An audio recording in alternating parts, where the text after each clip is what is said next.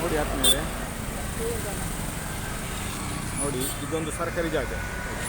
ಸರ್ಕಾರಿ ಜಾಗೆಯಲ್ಲಿ car parking ಆಗ್ತುಂಟು. ನನ್ನನ್ನು ಹೇಳಿ ಎಬ್ಬಿಸ್ತಾರೆ ನೋಡಿ. ಸರ್ಕಾರಿ ಜಾಗೆಯಲ್ಲಿ ರಸ್ತೆ ಬದಿಯಲ್ಲಿ ಸರ್ಕಾರಿ ಜಾಗ, ಇದು ಪಾರ್ಕಿಂಗ್ ಅಂತೆ. ಇಲ್ಲೊಂದು ಮನೆ ಇತ್ತು, ಮನೆಯನ್ನು ಎಬ್ಬಿಸಿದ್ದಾರೆ. ಎಬ್ಬಿಸಿ ಮನೆಯನ್ನು ಎಬ್ಬಿಸಿ ಕಾರ್ ಪಾರ್ಕಿಂಗ್ ಮಾಡಿದ್ದಾರೆ ನೋಡಿ. ಎಲ್ಲಿ ಸರ್ಕಾರಿ ಜಾಗೆಯನ್ನು ಕಬ್ಜಾ ಮಾಡಿದ್ದಾರೆ, ಪಾರ್ಕಿಂಗ್ ಪ್ಲೇಸ್.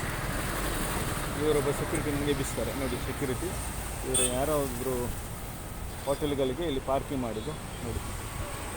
ಒಂದು ಅವರೇಲಿಯಾ ಕಂಪೌಂಡ್ಸನ್ನು ಲಾಡ್ಜಿಂಗ್ ಆ್ಯಂಡ್ ಬೋರ್ಡಿಂಗ್ ನೋಡಿ. ಪಕ್ಕದಲ್ಲಿ ಏನಕ್ಕೆ ಆಸ್ಪತ್ರೆ ನೋಡಿ ಪಾರ್ಕಿಂಗ್ ಮಾಡ್ತಿದ್ದಾನೆ. ಇದೊಂದು ಸರ್ಕಾರಿ ಜಾಗೆ. ಸರ್ಕಾರಿ ಜಾಗೆ ಒಂದು ಹಕ್ಕುಪತ್ರದ ಮನೆ ಇತ್ತು, ಅದು ರಾತ್ರೋರಾತ್ರಿ ಎಬ್ಬಿಸಿದ್ದಾರೆ. ಅದರ ಪಕ್ಕದಲ್ಲಿ ಒಂದು ಸರ್ಕಾರಿ ಜಾಗೆ ಮತ್ತೊಂದು ನೋಡಿ, ಅಲ್ಲಿ ಕಟ್ಟಡ ಕಾಣ್ತದೆ, ಮನೆ ಕಾಣ್ತದೆ. ಇದು ಸರ್ಕಾರಿ ಜಾಗೆ ಗುಜಿರಿ ಅಂಗಡಿಯವರು ಕಬ್ಜಾ ಮಾಡಿದ್ದಾರೆ ನೋಡಿ. ಇದು 300 ಗ್ರಾಮ ಪಂಚಾಯತಿಗೆ ಬರುತ್ತೆ. 300 ಗ್ರಾಮ ಪಂಚಾಯತಿಗೆ ಇದು ಬರುತ್ತೆ. 300 ಗ್ರಾಮ ಪಂಚಾಯತ್ ನಿರ್ಲಕ್ಷ್ಯತೆಯಿಂದ ಲಂಚ ತಗೊಳ್ತಿದ್ದಾರೆ. ಲಂಚ ತಗೊಂಡು ಇಲ್ಲಿ ಅವರು ವಹಿವಾಟು ನಡೆಸ್ತಿದ್ದಾರೆ. ಅವರಿಗೆ ಬೇಕಾದ ದುಡ್ಡು ಸಿಗ್ತದೆ ನೋಡಿ. ಸರ್ಕಾರ ಹಣ ಎಷ್ಟು ಪೋಲಾಗ್ತಿದೆ, ನೋಡುವರು ಕೇಳುವರಿಲ್ಲ. ಅಧಿಕಾರಿಗಳು ಬರೀ ಸಂಬಳ ತಿಂದು ಗಿಂಬಳ ತಗೊಳ್ತಾರೆ. ಇವರಿಗೆ ನಾಚಿಕೆ ಆಗಬೇಕು, ಇವರಿಗೆ ಗಿಂಬಳ ತಿನ್ನುವುದು.